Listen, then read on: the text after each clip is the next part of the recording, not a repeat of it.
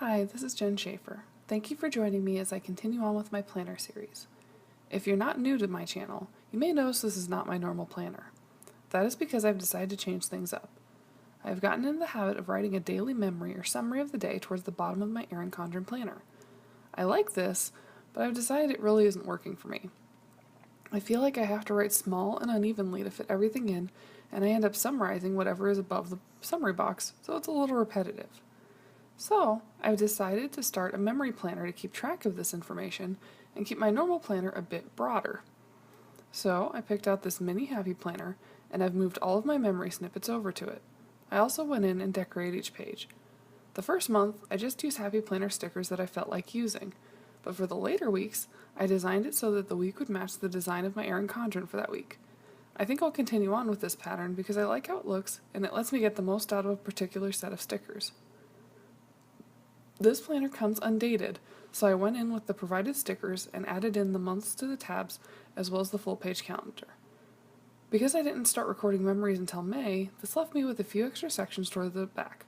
I can use these pages if I decide I'm not happy with the spread or want to try something out before using it on the current week. With that in mind, here is how last week's spread ended up. I like how it turned out and was able to fit in more decoration, which was nice. We also had a really productive weekend and got to visit with family, which is always a good thing to have. For this week, which is the last week of June and the first week of July, I'm going to be trying out a few new things, not just the new content. But I want to start out the way I usually do, with my header stickers.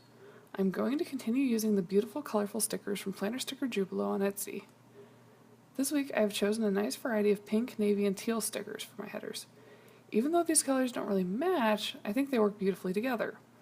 I decided to space out the colors to help take notice away from the fact that the colors are on a gradient. Following the same thought, I decided to also put the lower header sticker shifted over one. This helps add to the feeling it's a mix of colors, which is the look I'm going for. It takes a little while to get this look in place because I wanted to match the stickers well, because I'm pulling from a large sheet of stickers and wanted to grab the correct ones. But I think the look is well worth the effort.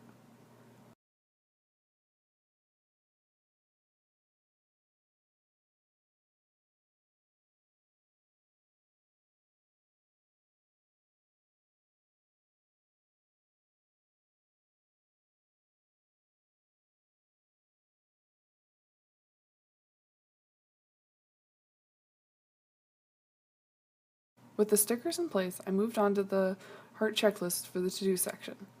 These headers don't come with perfect matching set of heart checklists, so I started pulling the closest ones I could find from this add-on set. The colors don't always match perfectly, but I think I get pretty close. I considered shifting these over as well, but decided against it at the last minute, and I'm happy with the choice. I'll end up staggering the hearts in the Today section because of the limited color options, so I'm happy I made the choice not to do the to-do section as well. I don't want the page too mixed up.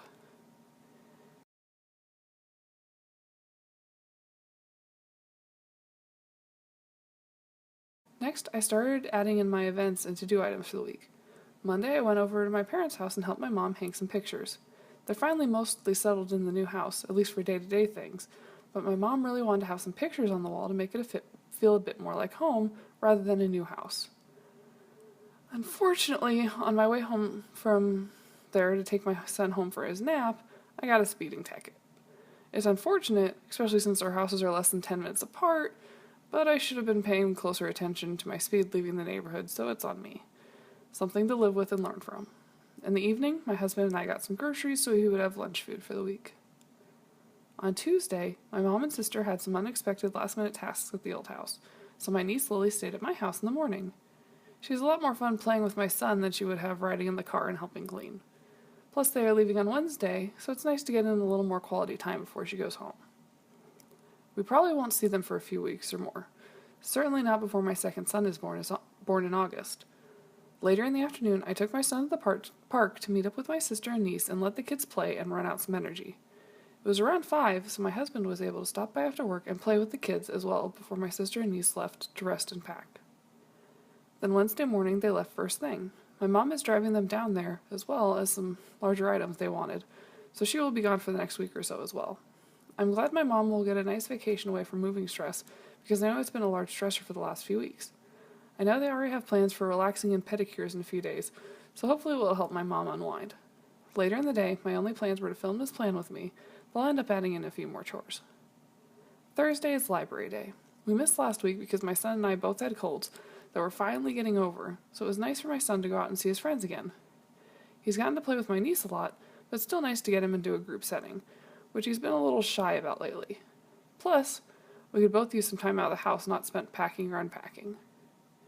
In the afternoon, my husband has a doctor's appointment, so he'll likely be home a little early and may even stop by the house for a bit before his appointment, depending on his work schedule.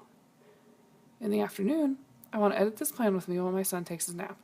This is probably going to be one of my longer videos, so that may bleed into Friday, which is the day I hope to have this video up. Friday, we also hit 33 weeks in our pregnancy. With it being so close to July, it's starting to hit me that our little guy will be here in August, which is getting so close.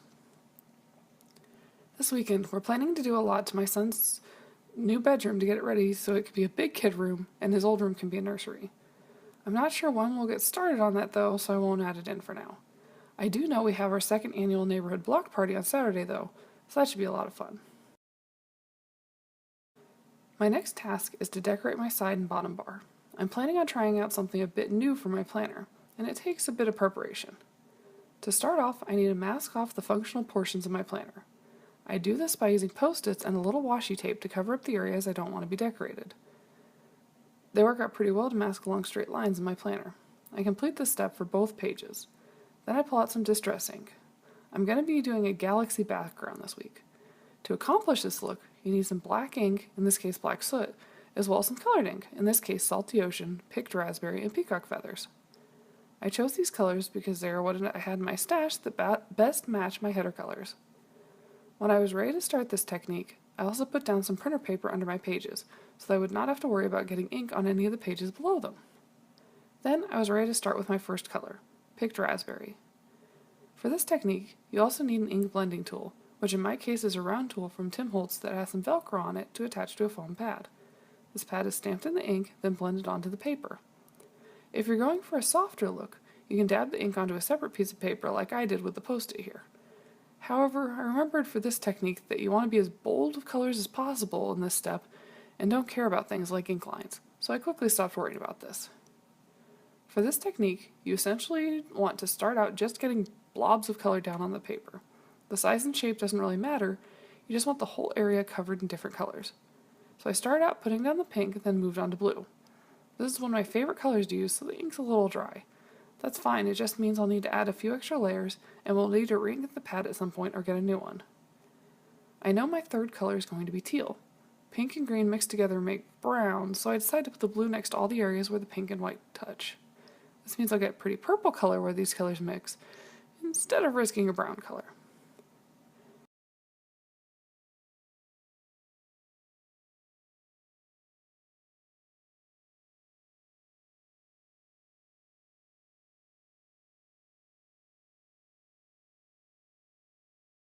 With the blue in place, I can move on to teal.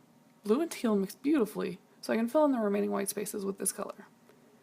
This ink pad is pretty wet, so the color goes in a bit splotchy, but for this technique, that's perfectly fine.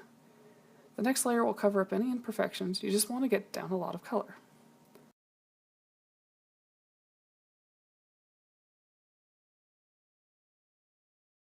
With the teal in place, I felt like my blue wasn't giving enough of an impact, so I went in with the blue and blended it in some more.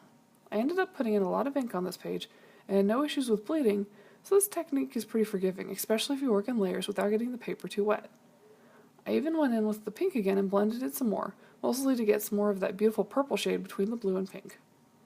I just kept adding color until I was happy. You may notice that I didn't mask anything off towards the top of the sidebar.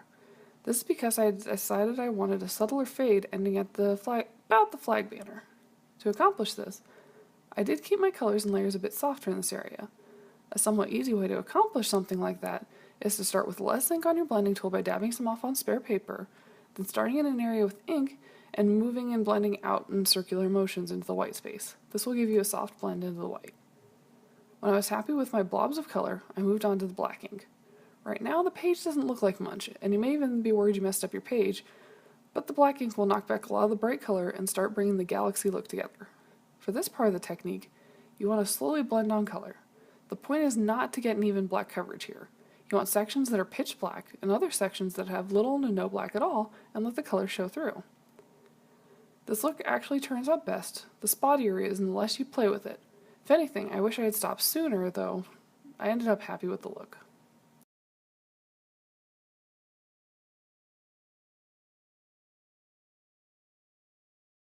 Next, you'll probably want to wash your hands. This technique can end up with a fair bit of ink on your hands, and I at least don't like the look of little black fingerprints all over the area I took so much care to mask off earlier. Then you can carefully pick up the post-it note, trying not to touch the wet ink and reveal your handiwork. I love how the crisp, clean lines really set off the area, especially with the stark contrast with the white. You're probably thinking this still doesn't look like a galaxy, which you're right. We've got one more major step to go. What's a galaxy without stars? There are several ways to get the stars on your background. I'm choosing to use a white gel pen. To accomplish the look, you want to put in a wide variety of white dots in different random places. You want to vary the size and distance between them.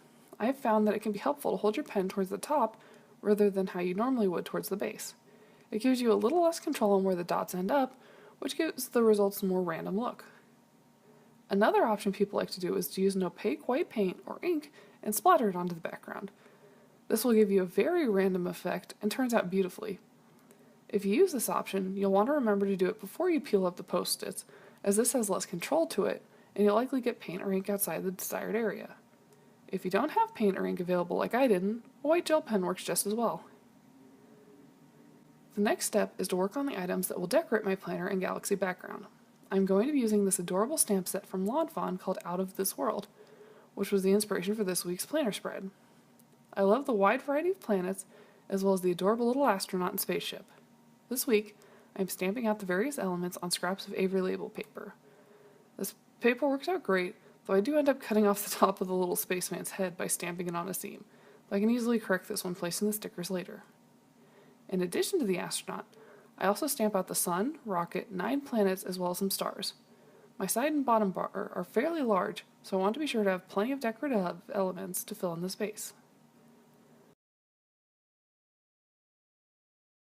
When I was happy with the stamped images, I decided how I wanted to color them. I normally use my Prismacolor colored pencils, but that didn't seem appropriate in this situation because you get a very pastel look a lot of the time, and especially with my limited colors, and I wanted a bold look that wouldn't clash with my bold dark background. So instead, I decided to use my Zig Clean Color Real Brush markers. This is not the type of paper you would normally use for these markers because it soaks up the watercolor ink very quickly and is not meant for blending, but I think it will work in this particular case for the look I'm going for. I'm choosing not to do a lot of shading in exchange for some bold, striking colors. I started out by coloring my little astronaut. I wanted to leave his spacesuit white, but didn't want to leave it plain white, so I added in just a hint of shading by adding a strip of gray wherever there would be shadows. In this case, I'm assuming the light is coming from the upper right, so the shadows would be towards the left and bottom. This ends up being close to true, as my sun will be directly above him in the end of the planner. Then, I added in some color by giving him brown hair and peach skin. Something to keep in mind is this paper absorbs a lot of water, so the colors you see here will lighten up a fair bit and smooth out as the paper dries. If the color you're seeing isn't what you're hoping for, or it feels splotchy, then set the paper aside for a few minutes and look at it again before deciding if you're happy or not. To match my other colors, all the accents will be in blues, teals, pinks, and purples. I start that off by giving my little spaceman teal and light blue accents. I also colored in all the stars yellow. It doesn't match my color scheme, but I don't mind bringing in a clashing different color, and I feel a little weird coloring stars, or the sun for that matter, in a different color. I also used red and a little yellow to color in the flame for the spaceship. Here you can see that you can achieve a little blending, but not really. It looks even less blended when it dries because the yellow fades back a lot more than the red. I ended up coloring the sun in yellows, the rocket ship in a lot like the astronaut's suit, and colored the planets in various colors that matched my planner layout. I kept the Earth planet looking vaguely Earth colors with teal and blue, but the rest of the planets I just tried to keep a nice mix of colors. Then I cut everything out. Before I put down my planet stickers, I found a few Happy Planner stickers I wanted to use in my layout. I decided to put in a plan sticker for my next week's section. Instead of this, I could have also written out my plans for the next week with my white gel pen. I also found a black pay bill sticker to note that I had to pay my speeding ticket, as well as a black, white, and teal weekend banner to note the weekend. We're going to be doing a lot of stuff, just my husband, son, and I this weekend, so I thought the family weekend sentiment was perfect. I also like the added touches of black in the functional portion of the planner that help tie in the decorative sections of the planner. With that in place, I decided on where to start putting in my cutout stamped images. It took me a little time to figure out exactly where I wanted them to go, but I decided on the sun towards the top in the Thankful Thoughts section, the astronaut and rocket ship and Earth towards the left, and the remaining planets filling in the bottom bar. I tried to keep the colors and sizes of the planets as mixed up as I could, since I'm not going for a realistic look with my design, and instead want a more mix-match outer space theme. When placing the rocket ship, I also placed the fire behind it so that I could make it make sense zooming around in space. As an added decorative touch, I decided to add in a sentiment to the Thankful Thoughts section. So I put my sun towards the bottom left of the box. Then I stamped in Shoot for the Stars. I put in the second half of the sentiment first so I could figure out my placement by working from the bottom up, which worked better in the space. Because I'm no longer adding in a memory to my little things section, I need something new for the space instead. The obvious choice is to at least include my steps section. This week, I decided to use some more Happy Planner stickers. I had some nice pink and teal step counters, so I went with those. Unfortunately, I didn't have any navy ones, but I think that's fine, it doesn't stand out too much. I put these in towards the bottom of the section. Next, I filled in my next week section. Next week, my husband has Monday and Tuesday off for 4th of July. That will be perfect for us spending the weekend and getting my son's room ready for his big kid bed. Next week, I also have a doctor's appointment to check on our little guy. The appointments are every 3 weeks right now, but I think they're going to start being every 2 weeks, so that's pretty exciting. Then I started adding in more decorative elements by adding in some stars to the functional portion of my design. I used both stamp stars I had colored earlier, as well as throwing in some yellow stars from a Happy Planner sticker book. Can't decide if I like the sticker stars, but they look fine enough. I also took a black pen and filled in the white spaces I didn't cut out from the planets with rings. Using some black pens doesn't match perfectly, but it certainly makes the spots less noticeable, and considering it saves me a lot of tedious cutting, that works well enough for me. As one final step, I filled in my little things section off camera, as well as some other items for the week.